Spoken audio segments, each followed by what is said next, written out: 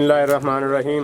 अज की यह तकरीब जी उस्ताद इमरान जोया साहब फ्राम पंचकोसी तो उस्तादी शगिरदी दी जी रस्म अदा करने वास्ते इत्थे 3 गजानी तशरीफ ले आए ने ते उन्हां दे शागिर्द हो रहे ने जी माशाअल्लाह शकील चौधरी साहब 3 गजानी तो माशाअल्लाह असीं उन्हां नूं मुबारकबाद पेश करने हैं ते जितने भी उन्हां दे दोस्त अहबाब आए हुए ने उस्ताद दे जितने भी शागिर्द हज़रात आए हुए ने इन्हां सारिआं नूं मुबारकबाद पेश करने हैं। मास्टर सलीम साहब स्पैशली मुबारकबाद, भाई फमीद नासर साहब हुसनाबाद तो तशरीफ लैके आए ने माशाअल्लाह।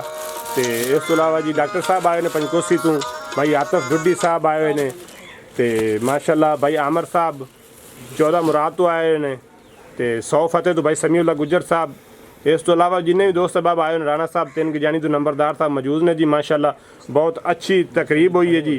तो असी इनका सारा सेहरा उस्ताद इमरान जोया साहब फ्राम पंचकोसी वाल देने हैं तो माशाअल्लाह इन्हां दी बड़ी मेहरबानी है कि इन्होंने एक और बहुत अच्छा शागिर्द जिहड़ा है वो माशाअल्लाह साडे इस ग्रुप में शामिल होया तो असी भाई शकील नूं भी बहुत बहुत मुबारकबाद पेश करने हैं। भाई मुनाफ जोया साहब के भी 2 शागिर्द इत्थे हो रहे हैं 3 गजानी तो जी उस्ताद मुनाफ जोया साहब जी। तो माशाअल्लाह इन्होंने असी मुबारकबाद पेश करने हैं। इस तो अलावा उस्ताद की माशाअल्लाह शागिर्दी लैन बहुत ज़्यादा आल पंजाब नहीं असी आल पाकिस्तान कह सकने माशाअल्लाह। साडे उस्ताद माशाअल्लाह बहुत अच्छे कबूतरबाजी का शौक रखते हैं, मुर्गे भी माशाअल्लाह बहुत अच्छे परवाज करवाते हैं कबूतरों की जी। तो माशाअल्लाह असी इनकी मुबारकबाद देने भाई शकील नूं जिन्होंने बहुत अच्छा प्रोग्राम किया, बहुत अच्छा एहतमाम किया जी। तो बहुत खुशी हुई जी।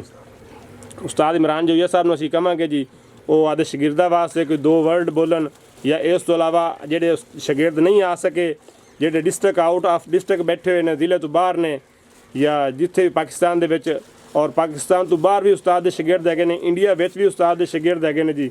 इस तो अलावा सऊदी अरब दे विच दुबई दे विच उस्ताद दे बहुत ज़्यादा शागिर्द ने।